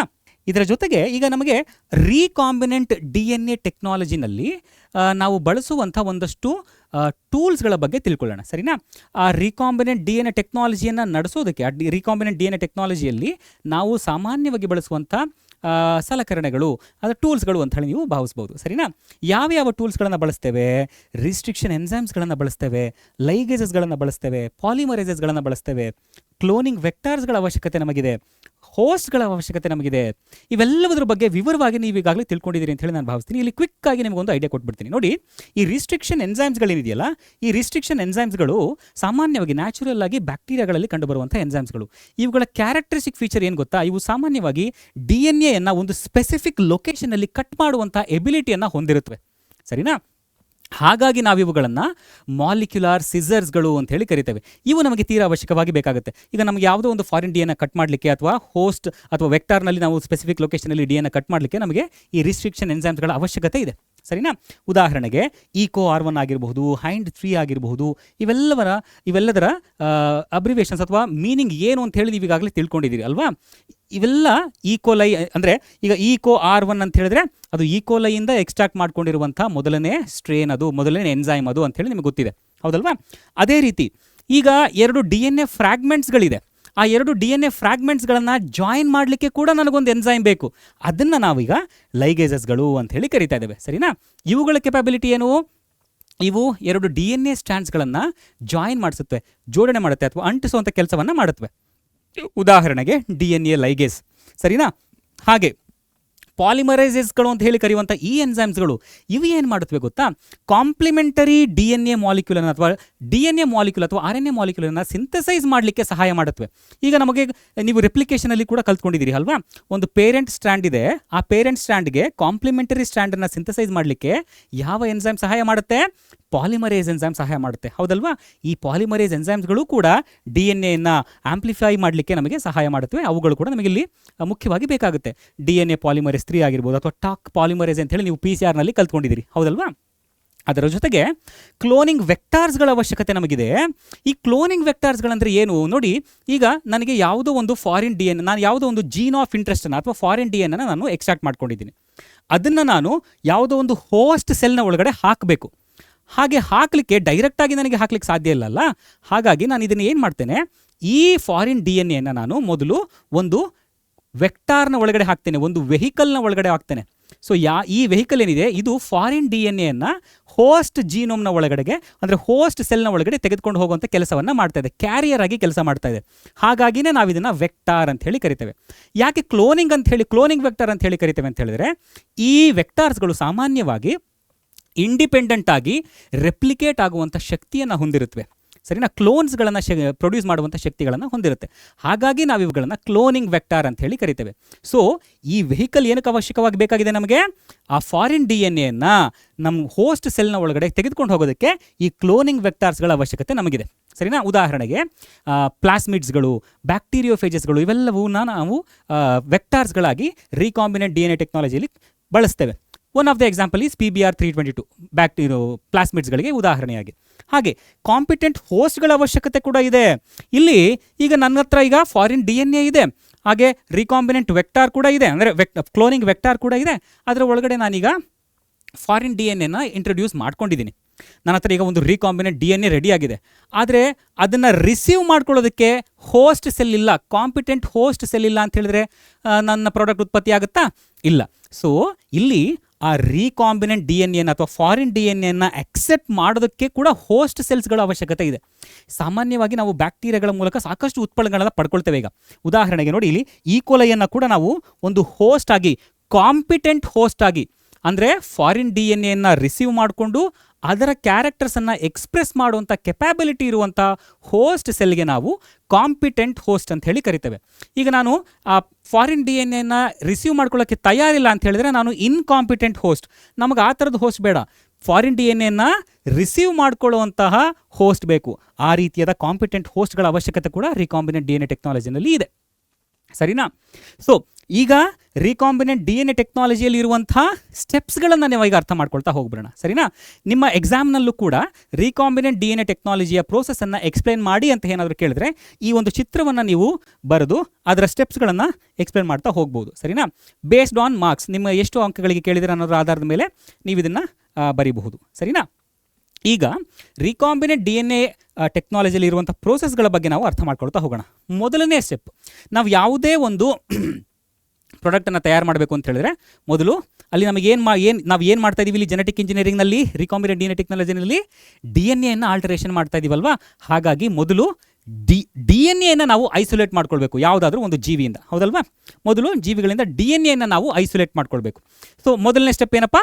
Isolation of DNA. Isolation DNA isolate ಮಾಡಿಕೊಂಡ ನಂತರ ನಾವೇನು ಮಾಡ್ತೇವೆ? ಅದನ್ನು ರಿಸ್ಟ್ರಿಕ್ಷನ್ ಎನ್ಸೈಮ್ಸ್ಗಳ ಜೊತೆಗೆ ಟ್ರೀಟ್ ಮಾಡ್ತೇವೆ. ಹೌದಾ? ಇದೆಲ್ಲ ಸ್ಟೆಪ್ಸ್ಗಳನ್ನು ಇನ್ನಷ್ಟು ವಿವರವಾಗಿ ಮುಂದೆ ತಿಳಿಸ್ಕೊಡ್ತೀನಿ. ಸರಿನಾ? ರಿಸ್ಟ್ರಿಕ್ಷನ್ ಎನ್ಸೈಮ್ಸ್ಗಳು ಏನು ಮಾಡುತ್ತವೆ? ಆ DNA ಸ್ಪೆಸಿಫಿಕ್ ಲೊಕೇಶನನ್ನು ಹೋಗಿ DNA ಸ್ಲೈಸ್ ಮಾಡುತ್ತೆ, ಕಟ್ ಮಾಡುತ್ತೆ. ಹೌದಾ? ನನಗೆ ಬೇಕಿರುವಂಥ ಯಾವುದೋ ಒಂದು ಜೀನನ್ನು ನಾನು ಅದ್ರ ಮೂಲಕ ಎಕ್ಸ್ಟ್ರಾಕ್ಟ್ ಮಾಡ್ಕೊಳ್ಬಹುದು. ಸರಿನಾ? ಸೊ ಇದನ್ನು ನಾವು ರಿಸ್ಟ್ರಿಕ್ಷನ್ ಡೈಜೆಷನ್ ಅಂತ ಹೇಳಿ ಕರೆದ್ವಿ. ಹೀಗೆ ಆ ಸ್ಪೆಸಿಫಿಕ್ DNA ನಾನು ಎಕ್ಸ್ಟ್ರಾಕ್ಟ್ ಮಾಡಿಕೊಂಡ ನಂತರ, ಯಾವುದೋ ಒಂದು ಸ್ಪೆಸಿಫಿಕ್ ಜೀನನ್ನು ನಾನು ಎಕ್ಸ್ಟ್ರಾಕ್ಟ್ ಮಾಡಿಕೊಂಡ ನಂತರ ಅದರ ಮಲ್ಟಿಪಲ್ ಕಾಪೀಸನ್ನು ನಾನು ಪಡ್ಕೊಳ್ಬೇಕು. ಮಲ್ಟಿಪಲ್ ಕಾಪೀಸ್ ಇದ್ದರೆ ನನಗೆ ನನ್ನ ಪ್ರೋಸೆಸ್ ಅನ್ನೋದು ತುಂಬ ಸರಳವಾಗಿ ನಡೆಯುತ್ತೆ. ಹೌದಾ? ಸೊ ಆ ಜೀನ್ ಆಫ್ ಇಂಟ್ರೆಸ್ಟ್ನ ಮಲ್ಟಿಪಲ್ ಕಾಪೀಸ್ಗಳನ್ನು ಪಡ್ಕೊಳ್ಳೋದಕ್ಕೆ ನಾನು ಯಾವ ಟೆಕ್ನಿಕನ್ನು ಬಳಸ್ತೇನೆ? PCR ಟೆಕ್ನಿಕನ್ನು ಬಳಸ್ತೇನೆ. ಪಾಲಿಮರೇಸ್ ಚೈನ್ ರಿಯಾಕ್ಷನ್ ಮೂಲಕ ನಾನು ಜೀನ್ ಆಫ್ ಇಂಟ್ರೆಸ್ಟನ್ನು ಆಂಪ್ಲಿಫಿಕೇಷನ್ ಮಾಡ್ಕೊಳ್ತೇನೆ, ಮಲ್ಟಿಪಲ್ ಕಾಪೀಸ್ಗಳನ್ನು ನಾನು ಪ್ರೊಡ್ಯೂಸ್ ಮಾಡ್ಕೊಳ್ತೇನೆ. ಹೌದಾ? ಈಗ ನನ್ನ ಹತ್ರ ಫಾರಿನ್ DNA ಅಥವಾ ಜೀನ್ ಆಫ್ ಇಂಟ್ರೆಸ್ಟ್ ಕೂಡ ಇದೆ, ಜೊತೆಗೆ ನನಗೊಂದು ವೆಕ್ಟಾರ್ ಕೂಡ ಬೇಕಿತ್ತು. ನಾನೀಗ ವೆಕ್ಟಾರನ್ನು ಕೂಡ ನಾನು ತೆಗೆದುಕೊಂಡಿದ್ದೀನಿ. ಹೌದಾ? ನೀವಿಲ್ಲಿ ಗಮನಿಸಬೇಕು, ನಾನು ಫಾರಿನ್ DNA ಎಕ್ಸ್ಟ್ರಾಕ್ಟ್ ಮಾಡಬೇಕಾದ್ರೆ, ಹಾಗೆ ಕ್ಲೋನಿಂಗ್ ವೆಕ್ಟಾರ್ನ ಒಳಗಡೆ ನಾನು ಅದನ್ನು ಇನ್ಸರ್ಟ್ ಮಾಡಬೇಕು ಅಂತ ಹೇಳಿದ್ರೆ ನಾನು ಸಿಮಿಲರ್ ಅಥವಾ ಸೇಮ್ ರಿಸ್ಟ್ರಿಕ್ಷನ್ ಎನ್ಸೈಮ್ನ ಮೂಲಕ ಆ ಫಾರಿನ್ DNA ಹಾಗೆ ಒಂದೇ ನಿಮಿಷ, ಆ ಫಾರಿನ್ DNA ಹಾಗೆ ಕ್ಲೋನಿಂಗ್ ವೆಕ್ಟಾರ್ ಎರಡನ್ನೂ ಕೂಡ ನಾನು ಒಂದೇ ರಿಸ್ಟ್ರಿಕ್ಷನ್ ಎನ್ಸೈಮ್ನಿಂದ ಕಟ್ ಮಾಡ್ಕೊಂಡಿದ್ದೀನಿ ಅಂತ ನೀವು ಇಲ್ಲಿ ಗಮನಿಸಬೇಕು. ಹಾಗಾದ್ರೇ ಈ ಫಾರಿನ್ DNA ನಾನು ಕ್ಲೋನಿಂಗ್ ವೆಕ್ಟಾರ್ನ ಒಳಗಡೆ ಈಸಿಯಾಗಿ ಜಾಯಿನ್ ಮಾಡಬಹುದು. ಹೌದಾ? ಬೇರೆ ಬೇರೆ ಎನ್ಸೈಮ್ಸ್ಗಳನ್ನು ಬಳಸ್ಕೊಂಡು ವೆಕ್ಟಾರನ್ನು ಬೇರೆ ಎನ್ಸೈಮ್ನಲ್ಲಿ ಕಟ್ ಮಾಡಿದ್ರೆ, ಫಾರಿನ್ DNA ಬೇರೆ ಎನ್ಸೈಮ್ನಲ್ಲಿ ಕಟ್ ಮಾಡಿದ್ರೆ ಜಾಯಿನ್ ಮಾಡಲಿಕ್ಕಾಗತ್ತಾ? ಇಲ್ಲ. ರಿಸ್ಟ್ರಿಕ್ಷನ್ ಎನ್ಸೈಮ್ಸ್ಗಳು ಪ್ಯಾಲಿಂಡ್ರೋಮಿಕ್ ಸೀಕ್ವೆನ್ಸಸ್ನಲ್ಲಿ ಕಟ್ ಮಾಡುತ್ತವೆ. ಆ ಸ್ಟಿಕ್ಕಿ ಎಂಡ್ಸ್ಗಳಿದ್ದಾಗ ಲೈಗೇಷನ್ ಅನ್ನೋದು ಈಸಿಯಾಗಿ ನಡೆಯುತ್ತೆ. ಕನ್ಫ್ಯೂಸ್ ಮಾಡ್ಕೊಳ್ಬೇಡಿ, ಮುಂದೆ ಹೇಳ್ಕೊಡ್ತೀನಿ, ತಲೆ ಕೆಡ್ಸ್ಕೊಳ್ಬೇಡಿ. ಸರಿನಾ? ಈಗ ಫಾರಿನ್ DNA ತಗೊಂಡು ನಾನು ವೆಕ್ಟಾರ್ನ ಒಳಗೆ ಇಂಟ್ರೊಡ್ಯೂಸ್ ಮಾಡಿದೆ. ಈಗ ಎರಡು DNA ಫ್ರಾಗ್ಮೆಂಟ್ಸ್ಗಳು ಇಲ್ಲಿ ಜಾಯಿನ್ ಆಗಬೇಕಲ್ವಾ? ಅದಕ್ಕೆ ನಾನು ಯಾವ ಎನ್ಸೈಮನ್ನು ಬಳಸಿದೆ? DNA ಲೈಗೇಸಸ್ಗಳನ್ನು ಬಳಸಿದೆ. ಹೌದಾ? ಸೊ ಈ ಪ್ರೋಸೆಸ್ಸನ್ನು ನಾವೇನಂತ ಹೇಳಿ ಕರೆದ್ವಿ? ಲೈಗೇಷನ್ ಅಂತ ಹೇಳಿ ಕರೆದ್ವಿ. ಹೌದಾ? ಇದನ್ನೇ ನಾನು ಲೈಗೇಷನ್ ಅಂತ ಹೇಳಿ ಕರೆದೆ. ಈಗ ಲೈಗೇಷನ್ ಆದ ನಂತರ ಏನಾಯಿತು? ಈಗ ರೀಕಾಂಬಿನೆಂಟ್ DNA ಅನ್ನೋದು ರೆಡಿ ಆಯಿತು. ಆ ವೆಕ್ಟಾರ್ನ ಒಳಗಡೆ ಈಗ ನನಗೆ ಬೇಕಿರುವಂಥ ಜೀನ್ ಆಫ್ ಇಂಟ್ರೆಸ್ಟ್ ಕೂಡ ಇದೆ. ಇದು ರೀಕಾಂಬಿನೆಂಟ್ DNA ಆಯಿತು. ಈ ರೀಕಾಂಬಿನೆಂಟ್ ಡಿ ಎನ್ ಎಯನ್ನು ನಾನು ಹೋಸ್ಟ್ ಸೆಲ್ನ ಒಳಗಡೆಗೆ ಇಂಟ್ರೊಡ್ಯೂಸ್ ಮಾಡಬೇಕು, ಹೌದಲ್ವಾ? ಇದನ್ನೇ ನಾವು, ಈ ಪ್ರಕ್ರಿಯೆಯನ್ನೇ ನಾವು ಟ್ರಾನ್ಸ್ಫರ್ಮೇಷನ್ ಅಂಥೇಳಿ ಕರಿತೇವೆ, ಸರಿನಾ? ಸೊ ಲೈಗೇಷನ್ ಆದ ನಂತರ ಏನು ನಡೀತಾ ಇದೆ? ಟ್ರಾನ್ಸ್ಫರ್ಮೇಷನ್ ನಡೀತಾ ಇದೆ. ಟ್ರಾನ್ಸ್ಫರ್ಮೇಷನ್ ಆದ ನಂತರ ಈ ಸೆಲ್ನ ಒಳಗಡೆ ಈಗ ನಾನು ಒಂದು ಬ್ಯಾಕ್ಟೀರಿಯಾದ ಒಳಗಡೆ ಆ ಪ್ಲಾಸ್ಮಿಡನ್ನು ಅಥವಾ ವೆಕ್ಟರನ್ನು, ರೀಕಾಂಬಿನೆಂಟ್ ಡಿ ಎನ್ ಎನ್ನು ನಾನು ಇಂಟ್ರೊಡ್ಯೂಸ್ ಮಾಡಿದ್ದೀನಿ. ಅದರಿಂದ ಪ್ರಾಡಕ್ಟನ್ನು ನಾನು ಎಕ್ಸ್ಟ್ರಾಕ್ಟ್ ಮಾಡ್ಕೊಳ್ಬೇಕು, ಉತ್ಪತ್ತಿ ಮಾಡಬೇಕು ಅಂತ ಹೇಳಿದ್ರೆ ನಾನು ಅದನ್ನು ಕಲ್ಚರ್ ಮಾಡಿ ಗ್ರೋ ಮಾಡಬೇಕಲ್ವಾ? ಆ ಪ್ರಕ್ರಿಯೆಯನ್ನು ನಾವು ಕಲ್ಚರಿಂಗ್ ಅಂಥೇಳಿ ಗುರುತಿಸ್ತೇವೆ. ನನಗೆ ಬೇಕಿರುವಂಥ ಪ್ರಮಾಣದಲ್ಲಿ ನಾನು ಕಲ್ಚರ್ ಮಾಡಿ ಎಲ್ಲ ನ್ಯೂಟ್ರಿಯೆಂಟ್ ಮೀಡಿಯಮನ್ನು ಕೊಟ್ಟು ಆ ಬ್ಯಾಕ್ಟೀರಿಯಾವನ್ನು ಅಥವಾ ಆ ಹೋಸ್ಟ್ ಸೆಲ್ಲನ್ನು ನಾನು ಗ್ರೋ ಮಾಡಿಕೊಂಡ ನಂತರ ನನ್ನ ಪ್ರಾಡಕ್ಟನ್ನು ನಾನು ಎಕ್ಸ್ಟ್ರಾಕ್ಟ್ ಮಾಡಬೇಕು, ಹೌದಾ? ಸೊ ಆ ಪ್ರಕ್ರಿಯೆಗೆ ನಾವು ಪ್ರಾಡಕ್ಟ್ ಎಕ್ಸ್ಟ್ರಾಕ್ಷನ್ ಅಂಥೇಳಿ ಕರಿತೇವೆ. ಸೊ ಇದಿಷ್ಟು ರೀಕಾಂಬಿನೆಂಟ್ ಡಿ ಎನ್ ಎ ಟೆಕ್ನಾಲಜಿಯಲ್ಲಿ ಇರುವಂತಹ ಸ್ಟೆಪ್ಸ್ಗಳು, ಸರಿನಾ? ಡಯಾಗ್ರಾಮ್ನ ಜೊತೆಗೆ ಎಕ್ಸ್ಪ್ಲೈನ್ ಮಾಡಿದಾಗ ಇನ್ನೂ ಹೆಚ್ಚಿನ ಅಂಕಗಳನ್ನು ನೀವು ಪಡ್ಕೊಳ್ಳುವಂಥ ಸಾಧ್ಯತೆಗಳಿರುತ್ತೆ, ಸರಿನಾ? ರೈಟ್. ಸೊ ಇದೇ ಪ್ರೋಸೆಸ್ಸನ್ನು ಇನ್ನಷ್ಟು ವಿವರವಾಗಿ ಅರ್ಥ ಮಾಡ್ಕೊಳ್ತಾ ಹೋಗೋಣ. ಈಗ isolation of D N A, ನಾವು ಡಿ ಎನ್ ಎಯನ್ನು ಹೇಗೆ ಐಸೋಲೇಟ್ ಮಾಡ್ತೀವಿ ನೋಡಿ. ಒಂದು ಡಿ ಎನ್ ಎಯನ್ನು ಒಂದು ಸೆಲ್ನ ಒಳಗಡೆಯಿಂದ ಐಸೋಲೇಟ್ ಮಾಡಬೇಕು ಅಂತ ಹೇಳಿದ್ರೆ ಆ ಸೆಲ್ ವಾಲನ್ನು ರಪ್ಚರ್ ಮಾಡಬೇಕು, ಮೊದಲು ಪ್ಲಾಸ್ಮಾ ಮೆಂಬ್ರೇನ್ನ ರಪ್ಚರ್ ಮಾಡಬೇಕು, ನ್ಯೂಕ್ಲಿಯರ್ ಮೆಂಬ್ರೇನನ್ನು ರಪ್ಚರ್ ಮಾಡಬೇಕು, ಅದರ ಒಳಗಡೆ ಡಿ ಎನ್ ಎ ಇದೆ. ಸೊ ಅಲ್ಲಿಂದ ಡಿ ಎನ್ ಎನ ತೆಗಿಬೇಕು ಅಂತ ಹೇಳಿದ್ರೆ ಇಷ್ಟೆಲ್ಲ ಕೆಲಸ ಮಾಡಬೇಕು, ಹೌದಲ್ವಾ? ಸೊ ಹೀಗೆ ಯಾವ ಸೆಲ್ಸ್ಗಳಿಂದ ನಾವು ಡಿ ಎನ್ ಎನ ಎಕ್ಸ್ಟ್ರಾಕ್ಟ್ ಮಾಡ್ತಾ ಇದ್ದೀವಿ ಅನ್ನೋದರ ಆಧಾರದ ಮೇಲೆ ಈ ಸೆಲ್ ವಾಲನ್ನು ರಪ್ಚರ್ ಮಾಡಲಿಕ್ಕೆ, ಪ್ಲಾಸ್ಮಾ ಮೆಂಬ್ರೇನನ್ನು, ನ್ಯೂಕ್ಲಿಯರ್ ಮೆಂಬ್ರೇನನ್ನು ರಪ್ಚರ್ ಮಾಡಲಿಕ್ಕೆ ಸ್ಪೆಸಿಫಿಕ್ ಆಗಿ ಎನ್ಸೈಮ್ಸ್ಗಳನ್ನು ಬಳಸ್ಕೊಳ್ತೇವೆ. ಈಗ ಉದಾಹರಣೆಗೆ ನಾನೇನಾದರೂ ಬ್ಯಾಕ್ಟೀರಿಯಾದಿಂದ ಡಿ ಎನ್ ಎನ ಎಕ್ಸ್ಟ್ರಾಕ್ಟ್ ಮಾಡ್ತಾ ಇದ್ದೀನಿ ಅಂತ ಹೇಳಿದ್ರೆ ನಾನು ಲೈಸೋಸೈಮ್ ಎನ್ಸೈಮನ್ನು ಬಳಸ್ಕೊಂಡು ಸೆಲ್ ವಾಲನ್ನು ರಪ್ಚರ್ ಮಾಡ್ತೇನೆ. ಅಥವಾ ಪ್ಲಾಂಟ್ ಸೆಲ್ಸ್ಗಳಲ್ಲಿ ನಾನು ಡಿ ಎನ್ ಎನ ಎಕ್ಸ್ಟ್ರಾಕ್ಟ್ ಮಾಡ್ತಿದ್ದೀನಿ ಅಂತ ಹೇಳಿದ್ರೆ ಸೆಲ್ಯುಲೇಸ್ ಎನ್ಸೈಮನ್ನು ಬಳಸ್ಕೊಳ್ತೇನೆ. ಫಂಗಸ್ನಿಂದ ಎಕ್ಸ್ಟ್ರಾಕ್ಟ್ ಮಾಡ್ತಿದ್ದೀನಿ ಅಂತ ಹೇಳಿದ್ರೆ ಕೈಟಿನೇಸ್ ಎನ್ಸೈಮನ್ನು ಬಳಸ್ಕೊಳ್ತೇನೆ, ಹೌದಾ? ಹಾಗೆ ಪ್ಲಾಸ್ಮಾ ಮೆಂಬ್ರೇನ್ ಅಥವಾ ನ್ಯೂಕ್ಲಿಯರ್ ಮೆಂಬ್ರೇನನ್ನು ರಪ್ಚರ್ ಮಾಡಲಿಕ್ಕೆ ನಾವು ಸೋಪ್ ವಾಟರ್ನ ಬಳಸ್ಕೊಂಡಿದ್ವಿ ಎಕ್ಸ್ಪೆರಿಮೆಂಟಲ್ಲಿ, ಜ್ಞಾಪಕ ಇದೆಯಾ? ಅಥವಾ ಡಿಟರ್ಜೆಂಟನ್ನು ಬಳಸ್ಕೊಂಡಿರ್ತೀರಿ ನೀವು, ಸರಿನಾ? ಹಾಗೆ ಪ್ರೋಟೀನ್ಸ್ಗಳನ್ನು ರಿಮೂವ್ ಮಾಡಲಿಕ್ಕೆ, ಆರ್ ಎನ್ ಎಯನ್ನು ಸಪ್ರೇಟ್ ಮಾಡಲಿಕ್ಕೆ ಅಥವಾ ಆರ್ ಎನ್ ಎನ ರಿಮೂವ್ ಮಾಡಲಿಕ್ಕೆ ನಾವು ಪ್ರೋಟಿಯೇಸಸ್ಗಳು ಅಥವಾ ಆರ್ ಎನ್ ಎಸಸ್ಗಳನ್ನು ಬಳಸ್ಕೊಳ್ತೇವೆ, ಎನ್ಸೈಮ್ಸ್ಗಳನ್ನು. ಅರ್ಥ ಆಗ್ತಿದೆಯಪ್ಪ? ಈ ರೀತಿಯಾಗಿ ಒಂದು ಸೆಲ್ನಿಂದ ಒಂದು ನೀವೀಗ D N A extraction process ಏನಿದೆಯಲ್ಲ ಅದನ್ನು ನೀವು ಮಾಡಿದ್ದೀರಿ. ಪ್ಲಾಂಟ್ ಸೋರ್ಸನ್ನು ರುಬ್ಬಿ ಚೆನ್ನಾಗಿ, ಅದಾದಮೇಲೆ ಈ ಡಿಟರ್ಜೆಂಟು ಅಥವಾ ಸೋಪ್ ವಾಟರ್ ಏನನ್ನಾದರೂ ಹಾಕಿ ಮಿಕ್ಸ್ ಮಾಡಿದಾದಮೇಲೆ ಚಿಲ್ಡ್ ಎಥನ್ನೆಲ್ಲ ಹಾಕಿ ನೀವು ಡಿ ಎನ್ ಎನ್ನು ಪ್ರಿಸಿಪಿಟೇಟ್ ಮಾಡ್ಕೊಳ್ತೀರಿ, ಹೌದಲ್ವಾ? ಸೊ ಹೀಗೆ ಪ್ರಿಸಿಪಿಟೇಟ್ ಮಾಡ್ಕೊಂಡಾಗ ನಿಮಗೆ ವೈಟ್ ಫೈಬರ್ಸ್ಗಳು ಕಾಣಿಸೋದಲ್ಲಪ್ಪ, ಅದೇನೇ ನಮ್ಮ ಡಿ ಎನ್ ಎ. ಅರ್ಥ ಆಗ್ತಿದೆಯಾ? ಸೊ ಈಗ ನನಗೆ ಡಿ ಎನ್ ಎ ಸಿಕ್ತು. ಈಗ ಒಂದು ಡಿ ಎನ್ ಎ ಬಂಡಲ್ ಸಿಕ್ಕಿದೆ, ಎಲ್ಲ ಡಿ ಎನ್ ಎ ಸಿಕ್ಕಿದೆ ನನಗೆ, ಸರಿನಾ? ಅದನ್ನು ನಾನು ಒಂದು ಫ್ಲಾಸ್ಕಲ್ಲಿ ತೊಗೊಂಡಿದ್ದೀನಿ. ಅದಾದಮೇಲೆ ನಾನು ಏನು ಮಾಡ್ತೀನಿ, ನನಗೆ ಯಾವುದೋ ಒಂದು ಸ್ಪೆಸಿಫಿಕ್ ಸೀಕ್ವೆನ್ಸ್ ಬೇಕಲ್ವಾ, ಒಂದು ಜೀನ್ ಬೇಕಲ್ವಾ, ಅದಕ್ಕೆ ನಾನು ಏನು ಮಾಡ್ತೀನಿ, ನನಗೆ ಬೇಕಿರುವಂಥ ರಿಸ್ಟ್ರಿಕ್ಷನ್ ಎನ್ಸೈಮ್ಸ್ಗಳನ್ನು ಆ ಸೊಲ್ಯೂಷನ್ ಒಳಗಡೆ ಹಾಕಿ ಆ ರಿಸ್ಟ್ರಿಕ್ಷನ್ ಎನ್ಸೈಮ್ಸ್ಗಳು ತಮ್ಮ ಕೆಲಸವನ್ನು ತಾವು ಮಾಡಲಿಕ್ಕೆ ಬಿಡ್ತೇನೆ, ಹೌದಾ? ಸೊ ಈಗ ನಮಗೆ ಗೊತ್ತಿರೋ ಹಾಗೆ ರಿಸ್ಟ್ರಿಕ್ಷನ್ ಎನ್ಸೈಮ್ಸ್ಗಳು ಡಿ ಎನ್ ಎನ ಸ್ಪೆಸಿಫಿಕ್ ಲೊಕೇಶನ್ನಲ್ಲಿ ಕಟ್ ಮಾಡುತ್ತವೆ, ಹೌದಾ? ಹೀಗೆ ಕಟ್ ಮಾಡೋದ್ರಿಂದ ನನಗೆ ಬೇಕಿರುವಂಥ D N A, specific D N A ನಾನು ಅಲ್ಲಿಂದ ಪಡ್ಕೊಳ್ಬಹುದು. ಇಲ್ಲಿ ರಿಸ್ಟ್ರಿಕ್ಷನ್ ಎನ್ಸೈಮ್ಸ್ಗಳು ಎಲ್ಲಿ ಕಟ್ ಮಾಡುತ್ತೆ? ಪ್ಯಾಲಿಂಡ್ರೋಮಿಕ್ ಸೀಕ್ವೆನ್ಸಸ್ಗಳಲ್ಲಿ ಕಟ್ ಮಾಡುತ್ತವೆ, ಹೌದಾ? ಸೊ ಈಗ ಈಕೋ R1 ರಿಸ್ಟ್ರಿಕ್ಷನ್ ಸೈಟ್ ಯಾವುದಪ್ಪ? GAATTC, ಅಲ್ವಾ? ಸೊ ಆ ಒಂದು ಸ್ಪೆಸಿಫಿಕ್ ಲೊಕೇಶನ್ನಲ್ಲೇ ಈಗ ನಮ್ಮ ಈಕೋ R1 ಕಟ್ ಮಾಡುತ್ತೆ. ಆ ರೀತಿಯಾಗಿ ಎಲ್ಲ ರಿಸ್ಟ್ರಿಕ್ಷನ್ ಎನ್ಸೈಮ್ಸ್ಗಳಿಗೂ ಕೂಡ ಅವುಗಳದ್ದೇ ಆದ ಒಂದು ಸ್ಪೆಸಿಫಿಕ್ ರಿಸ್ಟ್ರಿಕ್ಷನ್ ಸೈಟ್ ಅಥವಾ ಐಡೆಂಟಿಫಿಕೇಷನ್ ಸೈಟ್ ಅನ್ನೋದು ಇರುತ್ತೆ, ಅಲ್ಲಿ ಮಾತ್ರ ಅವು ಕಟ್ ಮಾಡುತ್ತವೆ, ಸರಿನಾ? ಕೆಲವು ರಿಸ್ಟ್ರಿಕ್ಷನ್ ಎನ್ಸೈಮ್ಸ್ಗಳು ಸ್ಟಿಕ್ಕಿ ಎಂಡ್ಸ್ಗಳನ್ನು ಈ ರೀತಿ ಬಿಡುತ್ತೆ, ಕೆಲವು ಎನ್ಸೈಮ್ಸ್ಗಳು ಬ್ಲಂಟ್ ಎಂಡ್ಸ್ಗಳನ್ನು ಬಿಡುತ್ತವೆ. ಸ್ಟಿಕ್ಕಿ ಎಂಡ್ಸ್ಗಳಿದ್ದಾಗ ಲೈಗೇಷನ್ ಅನ್ನೋದು ಈಸಿಯಾಗಿ ನಡೆಯುತ್ತೆ ಅಂತ ಹೇಳಿ ನೀವು ಭಾವಿಸಬೇಕು, ಹೌದಾ? ಹಾಗೆ ಈಗ ನನಗೆ ಆ ಸೊಲ್ಯೂಷನ್ನಲ್ಲಿ ರಿಸ್ಟ್ರಿಕ್ಷನ್ ಎನ್ಸೈಮ್ಸ್ಗಳು ಹಾಕಿದೆ, ಅಲ್ಲಿ ಡಿ ಎನ್ ಎ ಮಾಲಿಕ್ಯೂಲ್ಸ್ಗಳೆಲ್ಲ ಈಗ ಕಟ್ಟಾಗಿ ಹೋಗ್ಬಿಟ್ಟಿದೆ. ಆದರೆ ನನಗೆ ಬೇಕಿರುವಂಥ specific fragment of D N A ನಾನು ಹೇಗೆ ಎಕ್ಸ್ಟ್ರಾಕ್ಟ್ ಮಾಡ್ಕೊಳ್ತೀನಿ? ಮತ್ತೆ ಆ ಡಿ ಎನ್ ಎ ಸ್ಯಾಂಪಲನ್ನು ನಾನು ಅಗರೋಸ್ ಜೆಲ್ನಲ್ಲಿ ರನ್ ಮಾಡೋದ್ರ ಮೂಲಕ, ಜೆಲ್ ಎಲೆಕ್ಟ್ರೋಫೋರೆಸಿಸ್ ಟೆಕ್ನಿಕ್ನ ಮೂಲಕ ನನಗೆ ಬೇಕಿರುವಂಥ ಒಂದು ಡಿ ಎನ್ ಎ ಫ್ರಾಗ್ಮೆಂಟನ್ನು ನಾನು ಎಕ್ಸ್ಟ್ರಾಕ್ಟ್ ಮಾಡ್ಕೊಳ್ತೇನೆ, ಸರಿನಾ? ಈಗ ಆ ಡಿ ಎನ್ ಎ ಸ್ಯಾಂಪಲನ್ನು ನಾನು ತಗೊಂಡೆ, ಅದನ್ನು ನಾನು ಏನು ಮಾಡ್ತೀನಿ, ಅಗರೋಸ್ ಜೆಲ್ ಅನ್ನೋ ಒಂದು ಮೀಡಿಯಮನ್ನು ಪ್ರಿಪೇರ್ ಮಾಡಿಕೊಂಡು, ಈ ಜೆಲ್ ಎಲೆಕ್ಟ್ರೋಫೋರೆಸಿಸ್ನ ಬಗ್ಗೆ ನೀವು ವಿವರವಾಗಿ ತಿಳ್ಕೊಂಡಿರ್ತೀರಿ, ಕ್ವಿಕ್ಕಾಗಿ ಹೇಳ್ತಾ ಇದ್ದೀನಿ. ಸೊ ಅಗರೋಸ್ ಜೆಲ್ನಲ್ಲಿ ನಾನು ಏನು ಮಾಡ್ತಾ ಇದ್ದೀನಿ, ಅಗರೋಸ್ ಜೆಲ್ನಲ್ಲಿ ಡಿ ಎನ್ ಎ ಫ್ರಾಗ್ಮೆಂಟ್ಸ್ಗಳನ್ನು ಸಪ್ರೇಟ್ ಮಾಡ್ಕೊಳ್ಳೋದು ನನ್ನ ಕೆಲಸ. ಇಲ್ಲಿ ಅಗರೋಸ್ ಜೆಲ್ಲನ್ನು ಪ್ರಿಪೇರ್ ಮಾಡಿ ಈ ಕ್ಯಾಥೋಡ್ ಎಂಡ್ನ ಕಡೆಗೆ ವೆಲ್ಸ್ಗಳನ್ನು ಮಾಡಿ, ಸಣ್ಣ ಸಣ್ಣ ಗುಂಡಿಗಳನ್ನು ಮಾಡಿ, ಸರಿನಾ. ಈ ಕಡೆ ಕ್ಯಾಥೋಡ್ ಇದೆ, ಈ ಕಡೆ ಆ್ಯನೋಡ್ ಇದೆ ಅಂತ ಹೇಳಿ ನೀವು ಭಾವಿಸ್ಬೇಕು. ಸರಿನಾ. ಕ್ಯಾಥೋಡ್ ಆ್ಯನೋಡ್ ಅಂದರೆ ಏನು ಗೊತ್ತಿದೆಯಾ ಅಂತ ಭಾವಿಸಿದ್ದೀನಿ. ಸರಿನಾ. ಸೊ ಡಿ ಎನ್ ಎ ಈಗ ನೆಗೆಟಿವ್ಲಿ ಚಾರ್ಜ್ಡ್ ಆಗಿರೋದಲ್ವಾ. D N A negative charge ಆಗಿರೋದ್ರಿಂದ ಏನಾಗುತ್ತೆ, ಅದು ಡಿ ಎನ್ ಎ ಕ್ಯಾಥೋಡಿಂದ ಆ್ಯನೋಡ್ನ ಕಡೆಗೆ ಮೂವ್ ಆಗ್ತಾ ಹೋಗುತ್ತೆ. ಹೌದಾ. ಇಲ್ಲಿ ಎಲೆಕ್ಟ್ರಿಸಿಟಿಯ ಮೂಲಕ ಡಿ ಎನ್ ಎ ಅನ್ನೋದು ಎಲೆಕ್ಟ್ರಿಸಿಟಿ ಅನ್ನೋದು ಇಲ್ಲಿ ಪಾಸ್ ಆಗ್ತಾಯಿದೆ, ಎಲೆಕ್ಟ್ರಿಸಿಟಿ ಕೊಡ್ತಾ ಇದ್ದೀವಿ ನಾವು ಅನ್ನೋದನ್ನು ನೀವು ಗಮನಿಸಬೇಕು. ಸೊ ಡಿ ಎನ್ ಎ ಈಗ ಏನಾಗ್ತಾ ಇದೆ, ಸ್ಟಿಮ್ಯುಲೇಷನ್ ಇದೆ ಅಲ್ಲಿ. ಹಾಗಾಗಿ ಡಿ ಎನ್ ಎ ಅನ್ನೋದು ನಿಧಾನವಾಗಿ ಆ್ಯನೋಡ್ನ ಕಡೆಗೆ ಮೂವ್ ಆಗ್ತಾ ಇದೆ ಅನ್ನೋದನ್ನು ಇಲ್ಲಿ ಗಮನಿಸಬೇಕು. ಹೌದಾ. ಹೀಗೆ ನನಗೆ ಈ ಯಾವುದೋ ಒಂದು ಸ್ಪೆಸಿಫಿಕ್ ಫ್ರ್ಯಾಗ್ಮೆಂಟ್ ಅನ್ನೋದು ನನಗೆ ಅವಶ್ಯಕವಾಗಿ ಬೇಕಿದೆ. ನೋಡಿ, ನಾವು ಯಾವುದೇ recombinant D N A technology ನಡೆಸುವಾಗ ನಾವು ಒಂದು ಜೀನನ್ನು ಎಕ್ಸ್ಟ್ರಾಕ್ಟ್ ಮಾಡ್ತಾ ಇದ್ದೀವಿ ಅಂತ ಹೇಳಿದ್ರೆ ಆ ಜೀವಿಯ ಒಳಗಡೆ ಇರುವಂಥ ಜೀನೋಮನ್ನು ನಾವು ಈಗಾಗಲೇ ಅರ್ಥ ಮಾಡಿಕೊಂಡು ನಂತರ ಆ ಕೆಲಸವನ್ನು ಮಾಡ್ತಾ ಇದ್ದೀವಿ ಅಂತ ಹೇಳಿ ನೀವು ಭಾವಿಸಬೇಕು. ಸರಿನಾ. ಸೊ ನನಗೆ ಈ ಒಂದು ಸ್ಪೆಸಿಫಿಕ್ ಲೊಕೇಶನ್ನಲ್ಲಿರುವಂಥ ಫ್ರ್ಯಾಗ್ಮೆಂಟ್ ನನಗೆ ಬೇಕು. ಹೌದಾ. ಇದು ನನ್ನ ಜೀನ್ ಆಫ್ ಇಂಟ್ರೆಸ್ಟ್ ಅದು. ಸೊ ನಾನೀಗೇನು ಮಾಡ್ತೀನಿ, ಈ ಅಗರೋಸ್ ಜೆಲ್ಲನ್ನು ಇಲ್ಲಿ ಕಟ್ ಮಾಡಿಕೊಂಡು ಇದರಿಂದ ಆ ಜೆಲ್ಲನ್ನು ರಿಮೂವ್ ಮಾಡಿ ಎಲ್ಯೂಷನ್ ಅನ್ನೋ ಪ್ರಕ್ರಿಯೆ ಮೂಲಕ ನಾನೇನು ಮಾಡ್ತಾ ಇದ್ದೀನಿ, ನನಗೆ ಬೇಕಿರುವಂಥ ಡಿ ಎನ್ ಎ ಫ್ರ್ಯಾಗ್ಮೆಂಟ್ಸ್ಗಳನ್ನು ನಾನು ತೆಗೆದುಕೊಳ್ತಾ ಇದ್ದೀನಿ. ಈಗ ನನಗೆ ಬೇಕಿರುವಂಥ gene of interest D N A ಅನ್ನೋದು ನನಗೆ ಸಿಕ್ತು. ಹೌದಪ್ಪ, ಅರ್ಥ ಆಗ್ತಿದೆಯಾ. ಸೊ ಡಿ ಎನ್ ಎ ನಿಧಾನವಾಗಿ ಈಗ ಸಿಕ್ಕಿರುವಂಥ ಡಿ ಎನ್ ಎನ ನಾನು ಮಲ್ಟಿಪ್ಲಿಕೇಶನ್ ಮಾಡ್ಕೊಳ್ಬೇಕು, ಆ್ಯಂಪ್ಲಿಫೈ ಮಾಡ್ಕೊಳ್ಬೇಕು. ಅದಕ್ಕೆ ನಾನು ಏನು ಮಾಡ್ತೀನಿ, ಪಾಲಿಮರೇಸ್ ಚೈನ್ ರಿಯಾಕ್ಷನನ್ನು ಬಳಸ್ಕೊಳ್ತೀನಿ, PCR ಟೆಕ್ನಿಕನ್ನು ಬಳಸ್ಕೊಳ್ತೀನಿ. ಇಲ್ಲಿ ನಾವೇನು ಮಾಡ್ತೀವಿ, 3 ಸ್ಟೆಪ್ಸ್ಗಳಲ್ಲಿ ನನಗೆ ಸಿಕ್ಕಿರುವಂಥ ಒಂದು ಡಿ ಎನ್ ಎ ಕಾಪಿಯನ್ನು 1000 ಪಟ್ಟು ಅಥವಾ 1 ಬಿಲಿಯನ್ ಟೈಮ್ಸ್ನಷ್ಟು ನಾನು ಮಲ್ಟಿಪ್ಲಿಕೇಶನ್ ಮಾಡ್ಕೊಳ್ಳುವಂಥ ಸಾಧ್ಯತೆ ಇರುತ್ತೆ. ಸರಿನಾ. ಇದೇ PCR ಟೆಕ್ನಿಕನ್ನು ನಮ್ಮ ಕ್ರಿಮಿನಾಲಜಿನಲ್ಲಿ ಅಥವಾ ಫೊರೆನ್ಸಿಕ್ಸ್ ಡಿಪಾರ್ಟ್ಮೆಂಟ್ನಲ್ಲಿ ತುಂಬ ಯಥೇಚ್ಛವಾಗಿ ಬಳಸ್ತಾರೆ. ಒಂದು ಕ್ರಿಮಿನಲ್ ಸೈಟ್ ಹೋಗಿರ್ತಾರೆ, ಅಲ್ಲಿ ಯಾವುದೋ ಒಂದು ಸಣ್ಣ ಡಿ ಎನ್ ಎ ಮಾಲಿಕ್ಯೂಲ್ ಅವರಿಗೆ ಸಿಕ್ಕಿರುತ್ತೆ ಅಂತ ಇಟ್ಕೊಳ್ಳಿ. ಒಂದು ಸ್ಯಾಂಪಲ್ ಸಿಕ್ಕಿದೆ, ಅದರ ಡಿ ಎನ್ ಎ ಇಷ್ಟೇ ಸಣ್ಣದಾದ ಇನ್ಫಾರ್ಮೇಷನ್ ಸಿಕ್ಕಿದೆ ಅಂತ ಅಂದ್ಕೊಳ್ಳಿ. ಆ ಡಿ ಎನ್ ಎ ಮಾಲಿಕ್ಯೂಲನ್ನು ಇನ್ನೂ ಹೆಚ್ಚಿನ ಪ್ರಮಾಣದಲ್ಲಿ ಪ್ರೊಡ್ಯೂಸ್ ಮಾಡ್ಕೊಳ್ಳೋದಕ್ಕೆ, ಉತ್ಪತ್ತಿ ಮಾಡ್ಕೊಳ್ಳೋದಕ್ಕೆ ಅಲ್ಲೂ ಕೂಡ PCR ಅನ್ನು ಬಳಸ್ತಾರೆ. ಸರಿನಾ.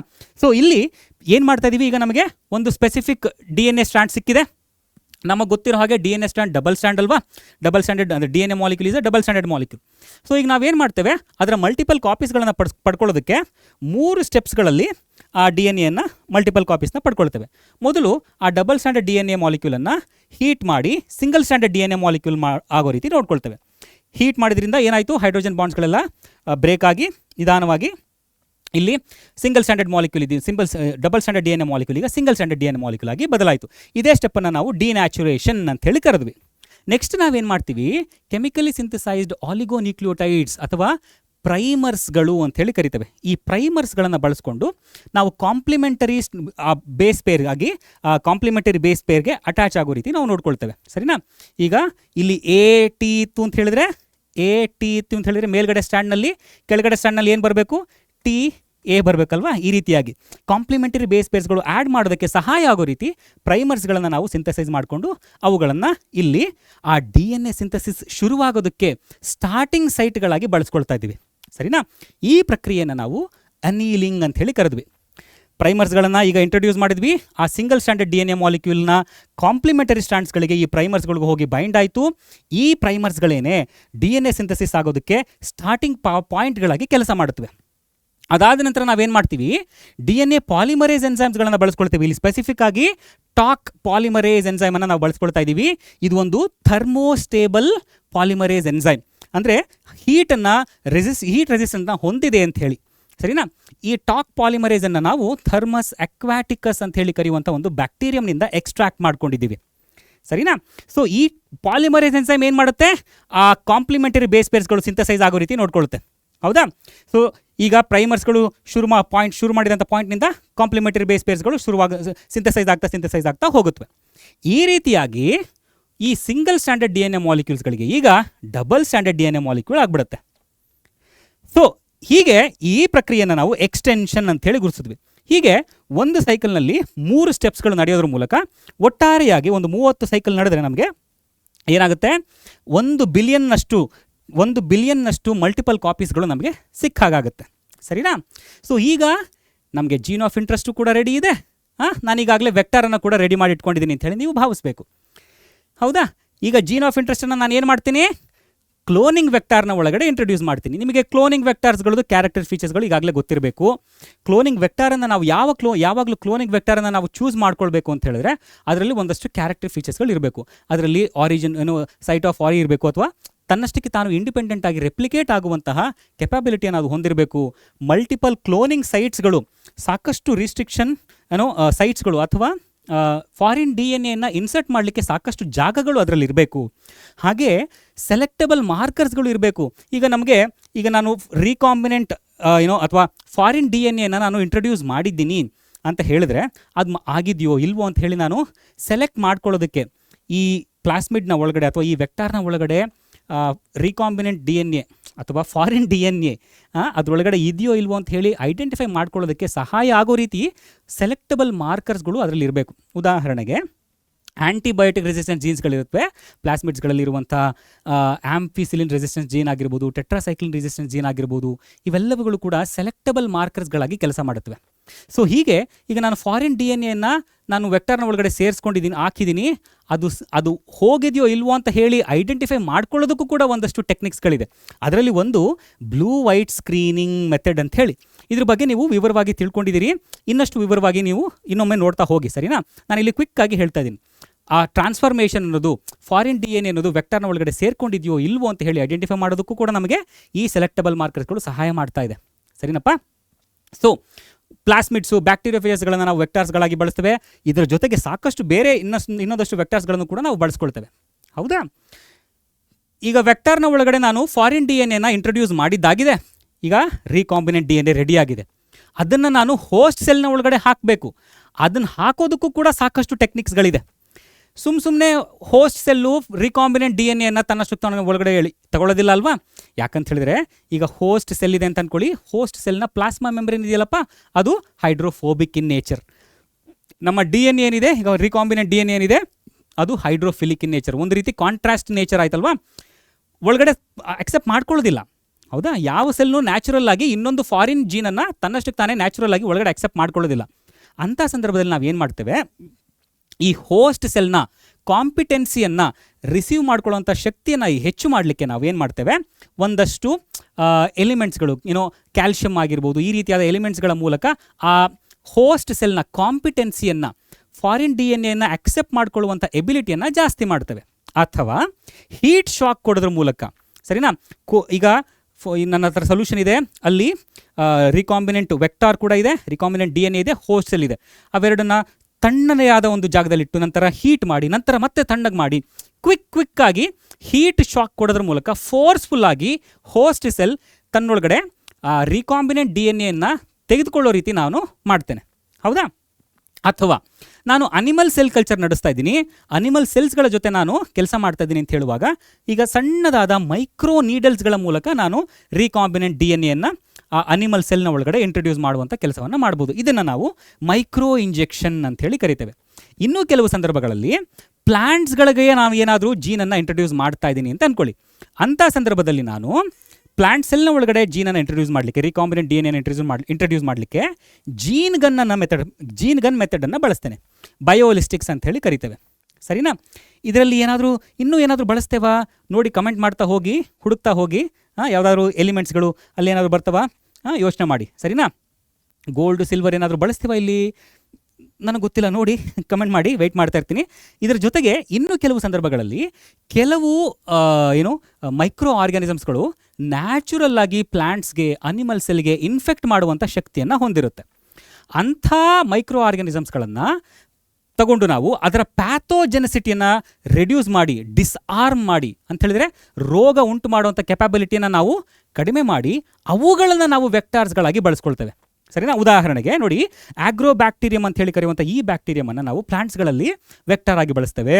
ಹಾಗೆ ರೆಟ್ರೋವೈರಸಸ್ಗಳು, ಸಾಕಷ್ಟು ರೆಟ್ರೋವೈರಸಸ್ಗಳು, ಆರ್ ಎನ್ ಎಯನ್ನು ಜೆನೆಟಿಕ್ ಮಟೀರಿಯಲ್ ಆಗಿ ಹೊಂದಿರುವಂಥ ರೆಟ್ರೋವೈರಸಸ್ಗಳನ್ನು ನಾವು ಅನಿಮಲ್ ಸೆಲ್ ಕಲ್ಚರ್ನಲ್ಲಿ, ಅನಿಮಲ್ಸ್ಗಳಲ್ಲಿ ನಾವು ವೆಕ್ಟಾರ್ಸ್ಗಳಾಗಿ ಬಳಸ್ತೇವೆ, ಸರಿನಾ? ಸೊ ಈ ಪ್ರಕ್ರಿಯೆ ಮೂಲಕ ನಾವು ನಮಗೆ ಬೇಕಿದ್ದಂಥ ರೀಕಾಂಬಿನೆಂಟ್ DNA ಹೋಸ್ಟ್ ಸೆಲ್ನ ಒಳಗಡೆ ಇಂಟ್ರೊಡ್ಯೂಸ್ ಮಾಡಿದ್ವಿ. ನೆಕ್ಸ್ಟ್ ಏನು ಮಾಡಬೇಕು? ಕಲ್ಚರ್ ಮಾಡಬೇಕು. ನನಗೆ ಯಾವುದೋ ಒಂದು ದೊಡ್ಡ ಮಟ್ಟದ ಒಂದು ಪ್ರಾಡಕ್ಟನ್ನು ನಾನು ದೊಡ್ಡ ಮಟ್ಟದಲ್ಲಿ ಸಿಂಥಸೈಸ್ ಮಾಡಬೇಕು ಅಂತ ಹೇಳುವಾಗ ನಾನು ಸಣ್ಣ ಕಲ್ಚರ್ ಬಾಟಲ್ಸಲ್ಲಿ ಕಲ್ಚರ್ ಮಾಡಿದ್ರೆ ನನಗೆ ಪ್ರಾಡಕ್ಟ್ ಬರೋದು ಸಾಕಾಗೋಲ್ಲ. ಅಲ್ವಾ? ಆಗ ನಾನೇನು ಮಾಡಬೇಕು? ದೊಡ್ಡ ಮಟ್ಟದಲ್ಲಿ ಲಾರ್ಜ್ ಬಯೋ ರಿಯಾಕ್ಟರ್ಸ್ಗಳನ್ನು ಬಳಸ್ಕೊಂಡು 100ರಿಂದ 1000 ಲೀಟರ್ ಕೆಪಾಸಿಟಿ ಇರುವಂಥ ಬಯೋ ರಿಯಾಕ್ಟರ್ಸ್ಗಳನ್ನು ಬಳಸ್ಕೊಂಡು ನಾನು ಆ ಸೆಲ್ಸ್ಗಳಿಗೆ ಬೇಕಿರುವಂಥ ಆರ್ಟಿಫಿಷಿಯಲ್ ನ್ಯೂಟ್ರಿಯೆಂಟ್ ಮೀಡಿಯಮನ್ನು ಕೊಟ್ಟು, ಆಕ್ಸಿಜನನ್ನು ಕೊಟ್ಟು, ಅಥವಾ ಒಳ್ಳೆ ಟೆಂಪ್ರೇಚರನ್ನು, ಒಳ್ಳೆ ಪ್ರಾಪರ್ ಟೆಂಪ್ರೇಚರ್ನ, ಪ್ರಾಪರ್ pH ಅನ್ನು ಮೇಂಟೈನ್ ಮಾಡಿ ಆ ಸೆಲ್ಸ್ಗಳು ಬೆಳೆಯೋ ರೀತಿ ನಾನು ನೋಡ್ಕೊಳ್ತೇನೆ. ಹೌದಾ? ಸೊ ಇದಕ್ಕೆ ನಾನು ಬಯೋ ರಿಯಾಕ್ಟರ್ಸ್ಗಳಂತಹ ದೊಡ್ಡದಾದ ಯೂನಿಟ್ಸ್ಗಳನ್ನು ಬಳಸ್ಕೊಳ್ತೇನೆ. ಸರಿನಾ? ಸೊ ಇಲ್ಲಿ ಸಾಮಾನ್ಯವಾಗಿ ಸ್ಟಿರ್ಡ್ ಟ್ಯಾಂಕ್ ಬಯೋ ರಿಯಾಕ್ಟರ್ಸ್ಗಳಂತ ಹೇಳಿ ಈ ಚಿತ್ರದಲ್ಲಿ ಕಾಣಿಸ್ತಿದೆಯಲ್ಲಪ್ಪ, ಇದನ್ನು ನಾವು ಸಾಮಾನ್ಯವಾಗಿ ಬಳಸ್ತೇವೆ. ಕೆಲವು ಸಂದರ್ಭಗಳಲ್ಲಿ ಇಲ್ಲಿ ಆಕ್ಸಿಜನ್ ಟ್ರಾನ್ಸ್ಫರ್ ಆಗೋದು ಅಥವಾ ಸೆಲ್ ಕಲ್ಚರ್ ಅನ್ನೋದು ತುಂಬ ವೇಗವಾಗಿ ನಡೆಯೋದಕ್ಕೆ ನಾವೇನು ಮಾಡ್ತೇವೆ? ಆಕ್ಸಿಜನ್ ಸ್ಟೆರೈಲ್ ಏರ್ ಬಬಲ್ಸ್ಗಳನ್ನು ಕೂಡ ನಾವು ಆ ನ್ಯೂಟ್ರಿಯೆಂಟ್ ಮೀಡಿಯಮ್ನ ಒಳಗಡೆ ಕೊಡ್ತೇವೆ. ಸರಿನಾ? ಸೊ ಈಗ ನನಗೆ ಬೇಕಿರುವಂಥ ಪ್ರಾಡಕ್ಟ್ ಅನ್ನೋದು ದೊಡ್ಡ ಮಟ್ಟದಲ್ಲಿ ಸಿಂಥಸೈಸ್ ಆಗಿದೆ ಅಂತ ನೀವು ಭಾವಿಸಿ. ಹೌದಾ? ಅದೇ ಎಕ್ಸಾಂಪಲನ್ನು ನಾವು ತೆಗೆದುಕೊಳ್ತೇನೆ. ಈಗ ಹ್ಯೂಮನ್ ಇನ್ಸುಲಿನನ್ನು ನಾನು ಇಲ್ಲಿ ಪ್ರೊಡ್ಯೂಸ್ ಮಾಡ್ತಾ ಇದ್ದೀನಿ ಅಂತ ಅಂದ್ಕೊಳ್ಳಿ. ಈಗ ಹ್ಯೂಮನ್ ಇನ್ಸುಲಿನ್ ಅದು 1000 ಲೀಟರ್ನಷ್ಟು ದೊಡ್ಡದಾದ ಬಯೋ ರಿಯಾಕ್ಟರ್ನಲ್ಲಿ ಈಕೋಲೈನ ಒಳಗಡೆ, ಬ್ಯಾಕ್ಟೀರಿಯಾದ ಒಳಗಡೆ ಬೆಳೀತಾ ಇದೆ ಅಂತ ಅಂದ್ಕೊಳ್ಳಿ. ಅದಾದಮೇಲೆ ನಾನು ಅದನ್ನು ಎಕ್ಸ್ಟ್ರಾಕ್ಟ್ ಮಾಡ್ಕೊಳ್ಬೇಕಲ್ವಾ? ಅದನ್ನು ನಾನು ಡೌನ್ ಸ್ಟ್ರೀಮಿಂಗ್ ಪ್ರೋಸೆಸ್ ಅಂತ ಹೇಳಿ ಗುರುತಿಸ್ತೇನೆ. ಈಗ ನಾನು ಈ ಪ್ರಾಡಕ್ಟನ್ನು, ಆ ಹ್ಯೂಮನ್ ಇನ್ಸುಲಿನ್ ಅನ್ನೋ ಒಂದು ಪ್ರಾಡಕ್ಟನ್ನು ನಾನು ಅಲ್ಲಿಂದ ಎಕ್ಸ್ಟ್ರಾಕ್ಟ್ ಮಾಡ್ಕೊಳ್ಬೇಕಪ್ಪ. ಆಗ ನಾನು ನ್ಯೂಟ್ರಿಯೆಂಟ್ ಮೀಡಿಯಮನ್ನು, ಸೆಲ್ಸ್ಗಳನ್ನೆಲ್ಲ ಸಪ್ರೇಟ್ ಮಾಡಿ ಅಲ್ಲಿಂದ ನಾನು ಆ ಪ್ರಾಡಕ್ಟನ್ನು ಎಕ್ಸ್ಟ್ರಾಕ್ಟ್ ಮಾಡಿ, ಪ್ಯೂರಿಫೈ ಮಾಡಿ ಎಕ್ಸ್ಟ್ರಾಕ್ಟ್ ಮಾಡ್ಕೊಳ್ಬೇಕು. ಹೌದಲ್ವಾ? ಇದನ್ನೇ ನಾವು ಡೌನ್ ಸ್ಟ್ರೀಮ್ ಪ್ರೋಸೆಸ್ಸಿಂಗ್ ಅಂಥೇಳಿ ಗುರುತಿಸ್ತೇವೆ. ಒಂದು ಸರ್ತಿ ಪ್ರಾಡಕ್ಟ್ ಎಕ್ಸ್ಟ್ರಾಕ್ಟ್ ಆಯಿತು ಅಂದಮೇಲೆ ಅದನ್ನು ನಾವು ಸಾಕಷ್ಟು ಕ್ಲಿನಿಕಲ್ ಟ್ರಯಲ್ಸ್ಗಳ ಮೂಲಕ, ಕ್ವಾಲಿಟಿ ಚೆಕ್ ಮಾಡೋದ್ರ ಮೂಲಕ, ಪ್ರಿಸರ್ವೇಟಿವ್ಸ್ಗಳನ್ನು ಆ್ಯಡ್ ಮಾಡಿ ಮಾರ್ಕೆಟ್ಗೆ ಬಿಡೋದಕ್ಕೆ ಮುಂಚೆ ಸಾಕಷ್ಟು ರೀತಿಯಲ್ಲಿ ಟೆಸ್ಟ್ಗಳನ್ನೆಲ್ಲ ನಡೆಸಿ ಪ್ರಾಡಕ್ಟ್ ಸೇಫ್ ಇದೆ ಅಂತ ಹೇಳಿದ ಮೇಲೇ ನಾವು ಮಾರ್ಕೆಟ್ಗೆ ಬಿಡುವಂಥದ್ದು. ಸರಿನಾ? ಸೊ ಹೀಗೆ ನಿಮ್ಮ ಇಡೀ ಚಾಪ್ಟರ್ನಲ್ಲಿದ್ದಂಥ ಎಲ್ಲ ಕಾನ್ಸೆಪ್ಟ್ಸ್ಗಳನ್ನು ತುಂಬ ಕ್ವಿಕ್ಕಾಗಿ ಇಲ್ಲಿ ನಿಮಗೆ ಹೇಳ್ಕೊಡುವಂಥ ಪ್ರಯತ್ನವನ್ನು ಮಾಡಿದ್ದೀನಿ. ಐ ಹೋಪ್ ನಿಮಗೆ ಈ ವಿಡಿಯೋ ತುಂಬ ಯೂಸ್ಫುಲ್ ಆಗಿದೆ ಅಂಥೇಳಿ ನಾನು ಭಾವಿಸ್ತಾ ಇದ್ದೀನಿ. ಸರಿನಾ? ನಿಮ್ಮ ಅನಿಸಿಕೆ, ಅಭಿಪ್ರಾಯ ಏನೇ ಇದ್ದರೂ ನೀವು ಕಮೆಂಟ್ ಮಾಡಿ ತಿಳಿಸಿ. ಹೇಗನ್ನಿಸ್ತು ನಿಮಗೆ ಈ ವಿಡಿಯೋ? ಈ ವಿಡಿಯೋದಿಂದ ನಿಮಗೆ ಆ ಪ್ರೋಸೆಸ್ ಅನ್ನೋದು ನೀಟಾಗಿ ಅರ್ಥ ಆಗಿದೆಯಾ ಇಲ್ವಾ?